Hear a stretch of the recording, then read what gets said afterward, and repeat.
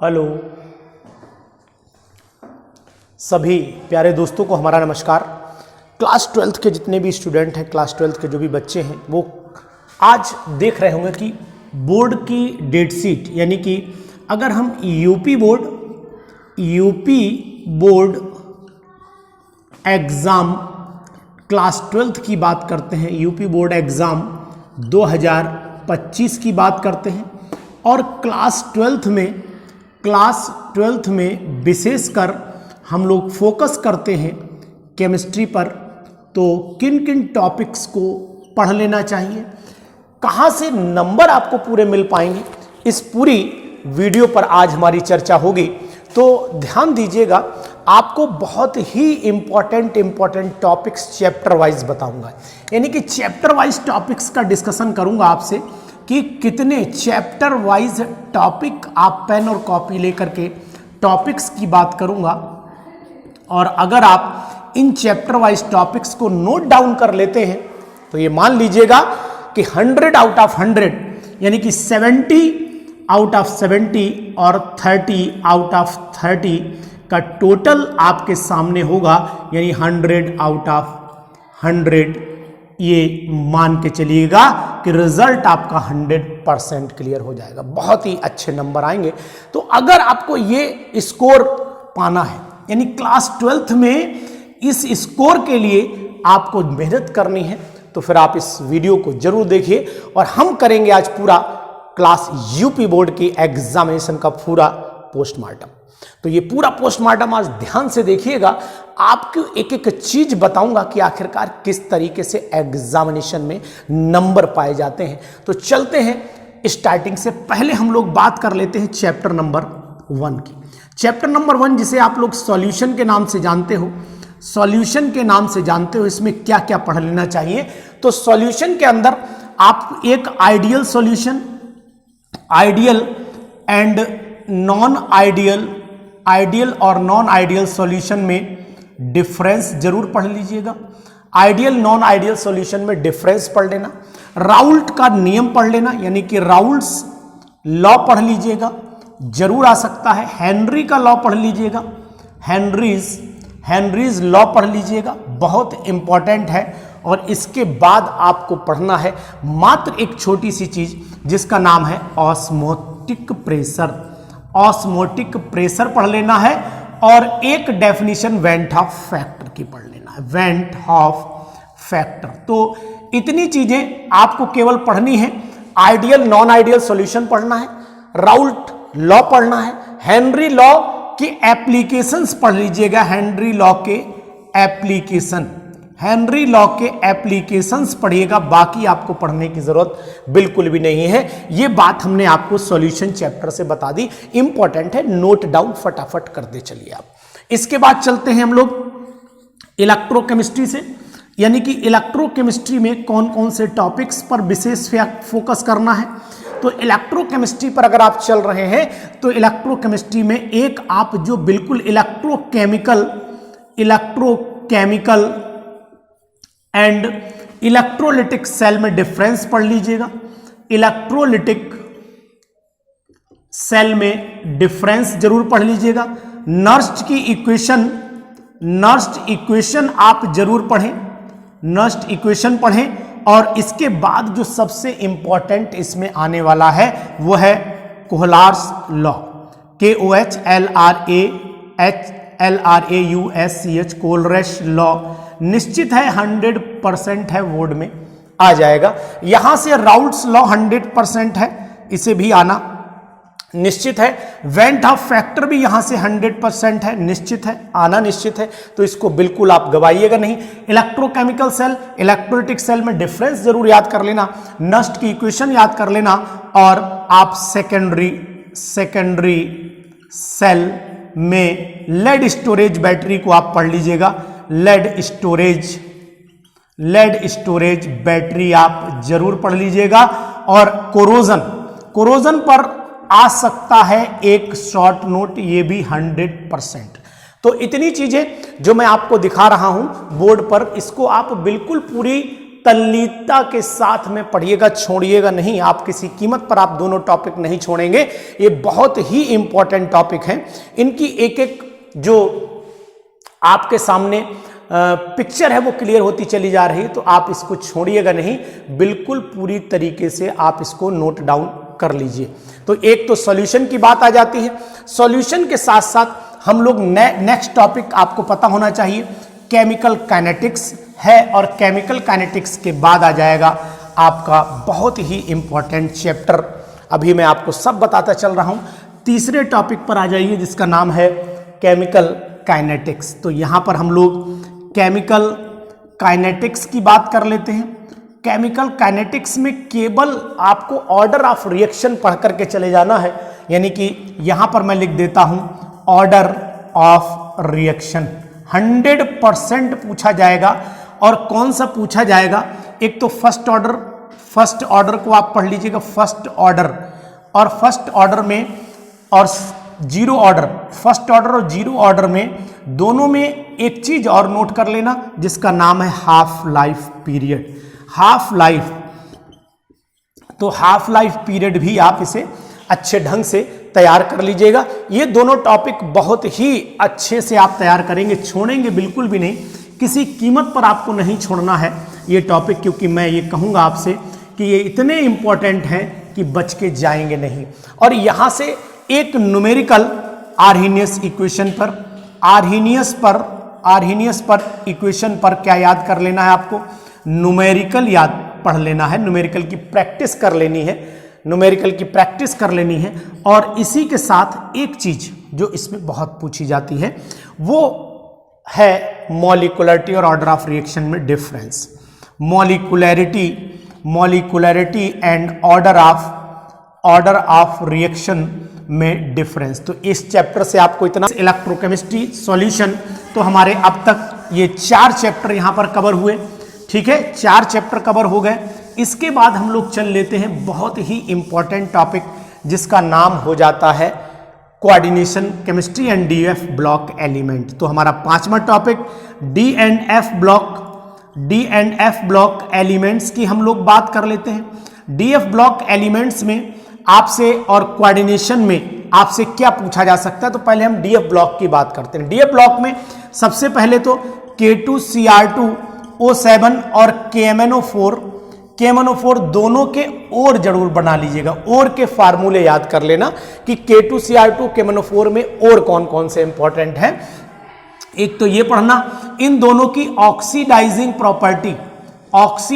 Property भी जरूर पढ़ लीजिएगा ध्यान से। दोनों की ऑक्सीडाइजिंग प्रॉपर्टी में से कम आपको 2 नंबर का क्वेश्चन यहां से मिल सकता है, यानी कि 2 रिएक्शन मिलेंगी, तो ये बिल्कुल आप 100% फाइनल मान लीजिए, कोई इफ और बट यहां पर नहीं लगेगा। एफ ब्लॉक में लेंथेनॉइड कॉन्ट्रैक्शन रखा मिलेगा आपको, लेंथेनॉइड कॉन्ट्रैक्शन आपको बिल्कुल रखा मिलेगा, इफ और बट यहां पर भी नहीं है। LaOH का होल थ्राइस मोर बेसिक होता है एज कंपेयर टू LuOH का होल थ्राइस। इसको भी आप नोट डाउन कर लीजिए, बहुत ही इंपॉर्टेंट है। और चौथा पॉइंट जो आपको पढ़ करके चले जाना है वो है लेंथेनाइड और एक्टिनाइड में डिफरेंस। तो लेंथेनॉइड और एक्टिनॉइड में डिफरेंस जरूर पढ़ लीजिएगा, इतना पढ़ के चले जाना। डीएफ ब्लॉक आपका एकदम मस्त हो जाएगा, क्लियर हो जाएगा, कोई कंफ्यूजन नहीं रहेगा। 6ठे पर आ जाइए जिसका नाम है कोऑर्डिनेशन केमिस्ट्री। कोऑर्डिनेशन केमिस्ट्री में इस बार जो उम्मीद मुझे दिखाई देती है वो उम्मीद क्या दिखाई दे रही वो मैं आपको बता रहा हूं। कोऑर्डिनेशन केमिस्ट्री में इस बार वर्नर की कोऑर्डिनेशन थ्योरी आनी है। वर्नर की कोऑर्डिनेशन थ्योरी पर आप इंपॉर्टेंट लगा ही लीजिए, बिल्कुल नोट डाउन कर लीजिए। चिलेटिंग लिगेंड क्वेश्चन आ सकता है, चिलेटिंग लिगेंड पर भी क्वेश्चन आ सकता है, पूरी संभावना है। और साथ ही साथ आपसे IUPAC नाम आपसे पूछे जा सकते हैं, ये 2 आपके आने हैं, इस पर भी आप 100% लिख लीजिए, कोई फॉरबट नहीं। बैलेंस बॉन्ड थ्योरी का 2 एग्जाम्पल जो मैं आपको बता रहा हूं उसको नोट करिएगा, और बाकी आप नोट डाउन पेन चलाते रहिए, नोट करते रहिए। मैं आपको एक एक टॉपिक से वाकिफ कराता चल रहा हूं। देखिए कोऑर्डिनेशन जो बैलेंस बॉन्ड थ्योरी है, जो बैलेंस बॉन्ड थ्योरी है, बैलेंस बॉन्ड थ्योरी में आपको सबसे पहला एग्जाम्पल FeCN का होल 6 ऊपर 4 नेगेटिव वाला तैयार कर लेना है। NiCN का होल 4 ऊपर 2 नेगेटिव वाला एग्जाम्पल पढ़ लेना है। NiCO का होल 4 वाला एग्जाम्पल पढ़ लेना है और एक NiCl4 ऊपर 2 नेगेटिव वाला एग्जाम्पल पढ़ना है। इतने एग्जाम्पल पढ़ के चले जाना, यहां पर आपको मिल जाएगा। और क्रिस्टल फील्ड थ्योरी, पांचवा जो हमारा क्रिस्टल फील्ड थ्योरी है, उस क्रिस्टल फील्ड थ्योरी के मेन पॉइंट्स जरूर पढ़ लीजिएगा, वो बहुत इंपॉर्टेंट नहीं है। तो क्रिस्टल CFT के मेन पॉइंट्स, केवल मेन पॉइंट्स आपको पढ़ना है, मेन पॉइंट्स आपको पढ़ करके जाना है। तो इस पर ऑपरेशन पूरा कर रहा हूं, ध्यान दीजिए। क्लास 12th के लिए बहुत इंपॉर्टेंट है, very very important for class 12th examination 2025 में। अगर नंबर पाने हैं तो फिर आपके लिए ये मौका इससे बढ़िया कहीं नहीं मिलने वाला है। तो इतना आप कोऑर्डिनेशन में। और आइसोमेरिज्म का अगर टॉपिक पढ़ना है तो आइसोमेरिज्म में केवल ज्योमेट्रिकल और ऑप्टिकल पढ़ लीजिएगा। ज्योमेट्रिकल और ऑप्टिकल पढ़ करके जाना, इन्हीं में से क्वेश्चन आपको मिलना निश्चित। तो 6 टॉपिक हमने आपको यहां से कवरेज करके बताए हैं, 6 टॉपिक आपको यहां से कवर किए हैं जो बहुत ही इंपॉर्टेंट टॉपिक्स माने जाते हैं। किसके लिए? आपके एग्जाम के लिए। इसके बाद 7वां टॉपिक हो जाता है हेलो एल्किन्स हो जाते हैं, hello alkenes and hello arenes हो जाते हैं, हेलो एल्किन्स और हेलो एरीन्स हो जाते हैं। In hello alkenes, hello arenes को अगर हम लोग देखते हैं तो ये भी बहुत ही इंपॉर्टेंट, बहुत ज़्यादा इंपॉर्टेंट है। और इन हेलो एल्किन, हेलो एरीन को अगर हम लोग देखते हैं ध्यान से तो इसमें SN1 रिएक्शन और SN2 रिएक्शन पर क्वेश्चन निश्चित है, बिल्कुल निश्चित है। SN1 SN2 रिएक्शन पर क्वेश्चन 100% आ जाता है। और इसके बाद SN1 SN2 के बाद चले आइए, आपके पास जो नेम रिएक्शन है, जैसे क्लोरोफॉर्म को डार्क कलर्ड बोटल्स में क्यों रखते हैं, डार्क कलर्ड बोटल्स में क्यों रखा जाता है, इसको ध्यान से देखिएगा। आयोडोफॉर्म टेस्ट को आप बिल्कुल रट लीजिए, समझ लीजिए कि अब वो आना है, तो आयोडोफॉर्म टेस्ट आप बिल्कुल अच्छे से तैयार कर लीजिए, बिल्कुल अच्छे से प्रिपरेशन कर लीजिए, कोई दिक्कत नहीं है आयोडोफॉर्म टेस्ट को। और यहीं से आप एक चीज और जरूर पढ़ लीजिएगा जो बहुत ही इंपॉर्टेंट है, जिसका नाम है नेम रिएक्शंस। तो नेम रिएक्शंस को आपको बिल्कुल भी नहीं भूलना है, किसी कीमत पर नहीं भूलना है, ठीक है। उसके बाद 8वें चले आइए, एल्कोहल्स फिनॉल्स ईथर पर चले आइए। एल्कोहल्स फिनॉल्स ईथर में भी सबसे पहले आप नेम रिएक्शंस को पढ़ लें। नेम रिएक्शंस बहुत जबरदस्त, बहुत अच्छे से पढ़नी है, नेम रिएक्शंस को पूरा अच्छे से पढ़िएगा। इसमें डिहाइड्रेशन रिएक्शन बहुत इंपॉर्टेंट है। डिहाइड्रेशन का मतलब है, जहां पर डिहाइड्रेशन रिएक्शन का मतलब है हीटिंग इफेक्ट की मैं बात कर रहा हूं। हीट की जो रिएक्शंस हैं उनको नहीं छोड़ेंगे आप, नेम रिएक्शन को नहीं छोड़ेंगे। यहां पर भी NCERT के कन्वर्जन आप जरूर कर लीजिएगा। NCERT के कन्वर्जन आप जरूर पढ़ लें। तो इस तरीके से नेक्स्ट पर चले आइएगा। यहीं पर डिस्टिंग्विश भी बहुत इंपॉर्टेंट है, डिस्टिंग्विश। अब ये डिस्टिंग्विश में आपको क्या करना है, 2 तरीके के टेस्ट हैं। एक ल्यूकास टेस्ट जरूर पढ़ लीजिएगा, ल्यूकास टेस्ट जो 1 डिग्री 2 डिग्री 3 डिग्री एल्कोहल में डिफरेंस के लिए बताता है कि इनमें डिफरेंस आपको करना है। तो ये आप जरूर पढ़ लीजिएगा डिस्टिंग्विश को। और डिस्टिंग्विश में टेस्ट भी आप जरूर पढ़ लें। 2 एक टेस्ट हैं, जैसे आयोडोफॉर्म टेस्ट, यहाँ पर परफॉर्म कौन एल्कोहल करेगा कौन नहीं करेगा, ये चीज भी। ईथर के अंदर विलियमसन सिंथेसिस और फिनॉल के कन्वर्जन। तो यहाँ पर मैं आपको बताऊंगा कि फिनॉल के कन्वर्जन आप बिल्कुल अच्छे ढंग से पढ़िएगा, जहां बिल्कुल कोई समझौता आपको नहीं करना है। फिनॉल में आपको एक तो रीमर टीमन रिएक्शन जरूर पढ़ लेनी है, रीमर टीमेंस रिएक्शन पर ध्यान देना है, रीमर टीमेंस रिएक्शन पर ध्यान दीजिएगा। और इसी के साथ साथ आप इसी के अंदर पिक्रिक एसिड का फॉर्मेशन, जरूर पढ़ लेना पिक्रिक एसिड कैसे बनाया जाता है। और एक question orthonitrophenol, phenol is more volatile than paranitrophenol. तो आप ये बात ध्यान दीजिएगा, ये बहुत ही इंपॉर्टेंट है, वेरी वेरी इंपॉर्टेंट। तो यहां पर आप इनको पूरी तरीके से परफेक्ट करिए। इसके बाद आ जाते हैं हम लोग एल्डिहाइड, कीटोन और कार्बोक्सिलिक एसिड पर। तो अभी तक आपने चैप्टर्स देखे, हमने एल्कोहल, फिनॉल, ईथर लिया। इसके बाद हम लोग aldehydes, ketones and carboxylic acid.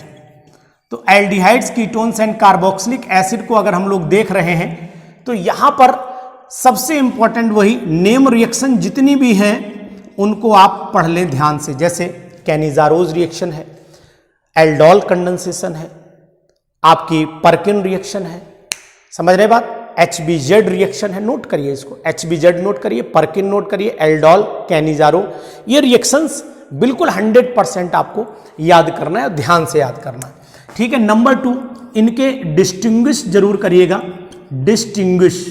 अब ये डिस्टिंग्विश आप कौन से करेंगे, जैसे कि एल्कोहल यानी कि एल्डिहाइड, एसिटल्डिहाइड और एसीटोन में क्या डिफरेंस है, इसी तरीके से एसिटल्डिहाइड, फॉर्मेल्डिहाइड में क्या डिफरेंस है, इसी तरीके से अगर आप देखो तो कार्बोक्सिलिक एसिड, फिनॉल में क्या डिफरेंस है, तो डिफरेंस जरूर आप कर लीजिएगा, डिस्टिंग्विश जरूर कर लीजिएगा। तीसरी, कन्वर्जन, इनके एनसीईआरटी वाले जितने भी कन्वर्जन हैं वो एनसीईआरटी वाले कन्वर्जन आप जरूर सॉल्व कर लीजिएगा, उन्हीं में से एग्जामिनेशन में क्वेश्चन आपको मिल जाएगा। तो ये एल्डिहाइड, कीटोन, कार्बोक्सिलिक एसिड में इतना ही करना है, ज़्यादा नहीं करना है। फिर आप एमीन्स पर चले आइए। एमीन्स को देख लीजिए कि आपको एमीन्स में एक कार्बल एमीन रिएक्शन है, कार्बल एमीन रिएक्शन पढ़ लीजिएगा, carpal amine reaction. Number 2, Hinsberg reagent के बारे में, हिंसबर्ग रिएजेंट के बारे में जरूर पढ़ लीजिएगा। और इसके बाद नंबर 3 पर चले आइए, इसमें आपको जो पढ़ना है वो इसके कन्वर्जन पढ़ने हैं, और कन्वर्जन कौन से, एनसीईआरटी वाले कन्वर्जन भी आपको पढ़ने पड़ेंगे, जो बहुत इंपॉर्टेंट है। ये एमीन्स में पढ़ना है। और लास्ट में आपसे बात करता हूं बायोमोलिक्यूल की, जो बायोमोलिक्यूल चैप्टर भी हमारे लिए बहुत इंपॉर्टेंट बन जाता है। तो यहां पर मैं बायोमोलिक्यूल की बात करता हूं। अब ये बायोमोलिक्यूल अगर मैं देखता हूं तो बायोमोलिक्यूल में केवल और केवल डीएनए आरएनए में डिफरेंस पढ़िए, डीएनए आरएनए में डिफरेंस पढ़िएगा। विटामिन्स का रोल ध्यान से, विटामिन्स किसमें कौन सी विटामिन है इसको जरूर ध्यान से पढ़ लीजिए। और नंबर 3, अगर डीएनए आरएनए में डिफरेंस, विटामिन्स आपने याद कर ली, और ग्लूकोज की कुछ इंपॉर्टेंट रिएक्शंस, ग्लूकोज की रिएक्शंस और स्ट्रक्चर, ये दोनों आप पढ़ करके चले जाइए। और म्यूटा रोटेशन की डेफिनेशन, म्यूटा रोटेशन की डेफिनेशन जरूर पढ़ लीजिएगा।